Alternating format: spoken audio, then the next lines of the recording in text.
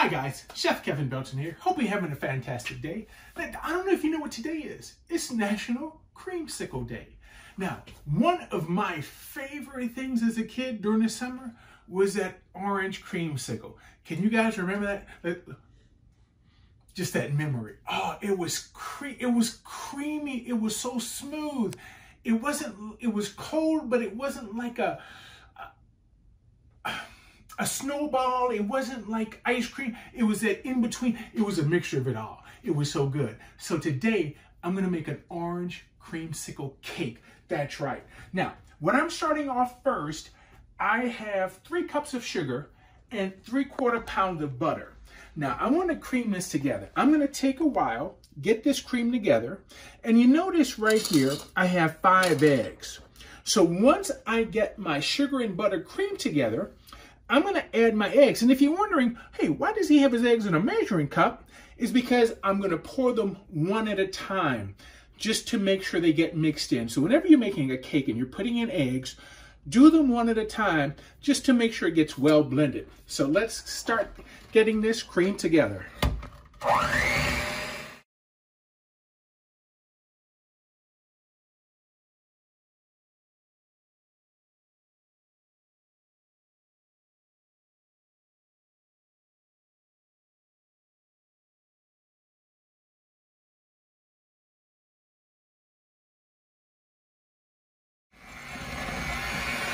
Okay, we've got this cream together really good. Now, I have taken red and yellow dye to make orange. We'll get our dye in. And we have flour, a little salt, and I have orange zest. Now, we want to get this in. And I'm going to get a little flour in. Let's go ahead and start to mix this. Then we'll keep adding a little more flour as we need it to get it mixed in all the way through.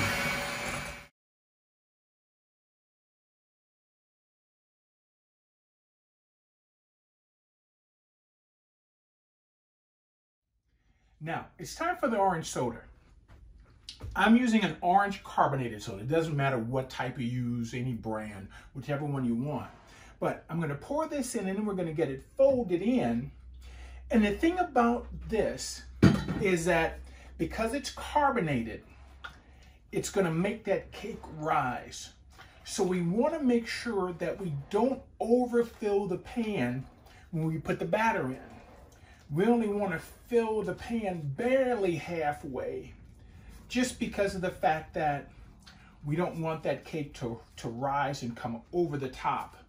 So let's get this mixed in. I've taken the cake pan and I've sprayed it really well. And I have the oven preheating at 325 degrees. Yes. See how that incorporated really nice? And you also may be asking, hey, you didn't use any baking soda or baking powder. The reason I didn't was because we used a self-rising flour. That's why I didn't need to add baking soda or baking powder to it, because it's a self-rising flour we use for this. So let's go ahead and get this in.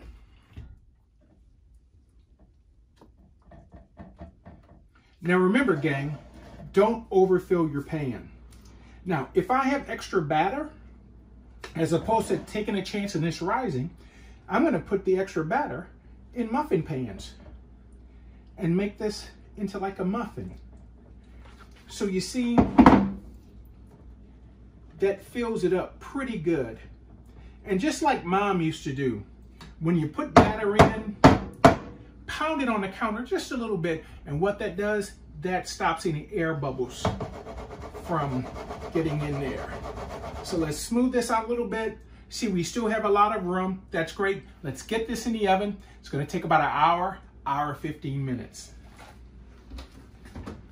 Our cake's out of the oven. Now I flipped it out of the pan and it has to totally cool because we're gonna make a glaze for it. But before you put the glaze on, make sure your cake totally cools. Now, what I have, 2.5 cups of powdered sugar. I have lemon juice and I have orange juice. So I'm gonna start with just about a tablespoon of lemon, let's get a little tablespoon of orange. Now, all we're going to do is whisk this together to make our glaze, okay?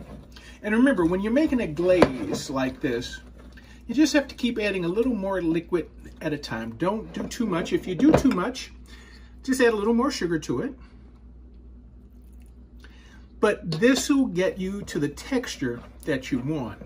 And like this is why I was saying it's important for that cake to totally cool before you put this glaze on. Because what will happen, it'll cause it to run down and melt and not stick on. There we go. There we have it. That's what we want, okay? Now remember, it's important. Make sure before you put that glaze on your cake, let it totally cool. But I hope you try this recipe. I really think you're gonna like it. Thank you for cooking with me today. For WDL TV, I'm Chef Kevin Belton. Stay safe, keep washing those hands. We'll see you soon.